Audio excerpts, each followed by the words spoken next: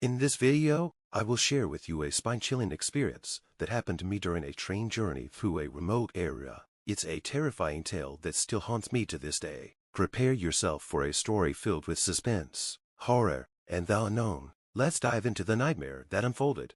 I boarded the train at dusk, the sun dipping below the horizon, as the vast expanse of wilderness stretched out before me. The train was old, its once vibrant colors now faded and peeling, giving it an eerie, forgotten look. The passengers, a mix of weary travelers and curious adventurers, settled into their seats, unaware of the horrors that awaited us. As the train chugged along the tracks, the landscape outside grew increasingly desolate. Trees twisted into grotesque shapes, their branches reaching out like skeletal fingers. The air inside the train grew heavy, a sense of unease settling over us like a thick fog.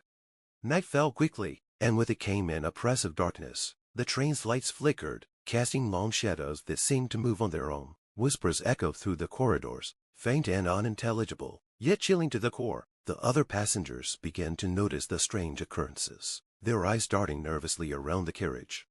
Suddenly, the train lurched to a halt in the middle of nowhere. Panic spread like wildfire as we realized we were stranded in the pitch-black wilderness. I decided to venture outside, hoping to find the cause of the stoppage. The cold night air bit into my skin as I stepped onto the gravel track, the only sound the distant howl of the wind. In the distance, I saw shapes moving in the darkness. At first, I thought they were animals, but as they drew closer, I saw that they were far from natural. Their eyes glowed with an unnatural light, and their forms shifted and writhed as if made of shadows. I frowned, my heart pounding in my chest, as the creatures approached the train. Back inside, the passengers huddled together, fear etched on their faces. The creatures began to encircle the train, their glowing eyes peering through the windows. I watched in horror as they clawed at the walls, their screeches piercing the night. Desperation set in, and I knew we had to find a way to escape. I made my way to the front of the train, hoping to find the conductor. Instead, I found the control room empty, the instruments shattered and covered in strange markings. It was clear that we were not dealing with any ordinary situation. I grabbed a flashlight and headed back to the others, determined to lead them to safety. As we moved through the train, the creatures became more aggressive, smashing windows and tearing through the metal walls. The passengers screamed and ran, but there was nowhere to go. The train had become a prison, and the darkness outside offered no refuge. In a desperate bid to survive, we barricaded ourselves in one of the carriages, using whatever we could find to block the doors. The creatures pounded against the walls, their screeches growing louder and more frantic. I knew it was only a matter of time before they broke through. Hours passed, each one feeling like an eternity. The darkness seemed to close in around us, the air thick with fear. I could hear the whispers again, closer this time, as if the creatures were speaking to us. Their voices were a chorus of despair, promising pain and suffering.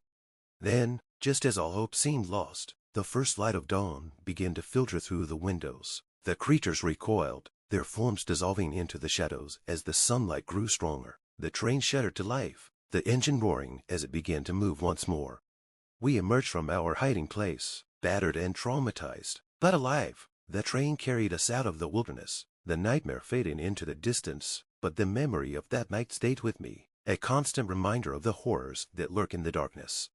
To this day, I cannot forget the glowing eyes, the whispers, and the feeling of being hunted by something beyond comprehension. The train journey that started as an adventure turned into a battle for survival, and I am forever changed by the experience. As the train finally emerged from the wilderness, the passengers were too exhausted to speak. The relief was palpable, but the fear still lingered in the air. I could see the haunted expressions on their faces, the same terror that I felt gripping my heart. We had survived the night, but none of us would ever be the same.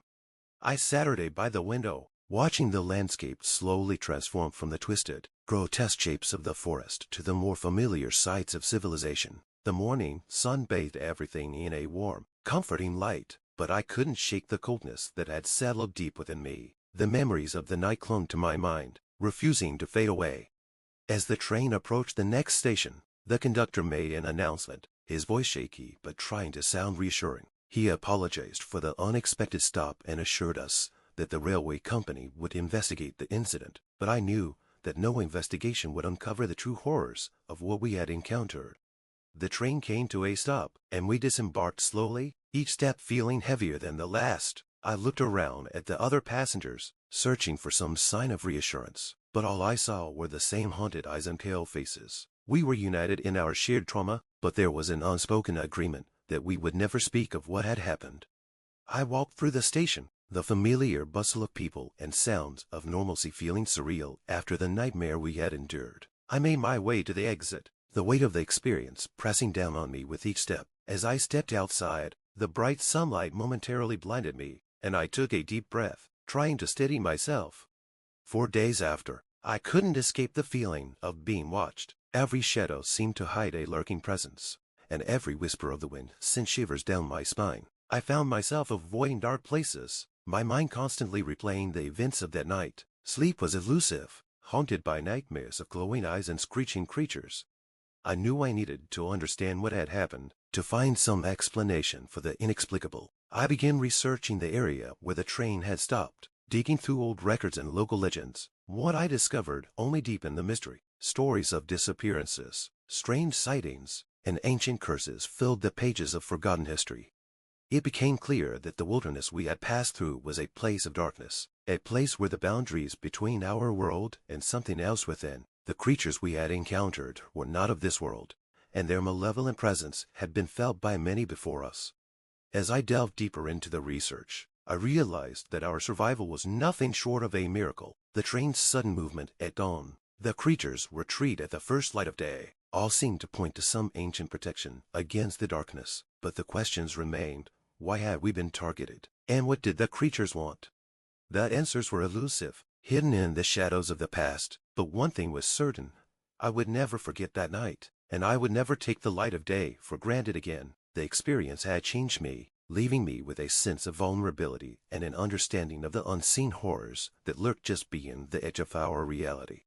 I continued my life, carrying the weight of that night with me. The fear never completely faded, but it became a part of me, a constant reminder of the fragility of our existence. I shared my story with a few trusted friends, hoping to find some solace in their understanding. But I knew that only those who had been on that train could truly comprehend the terror we had faced.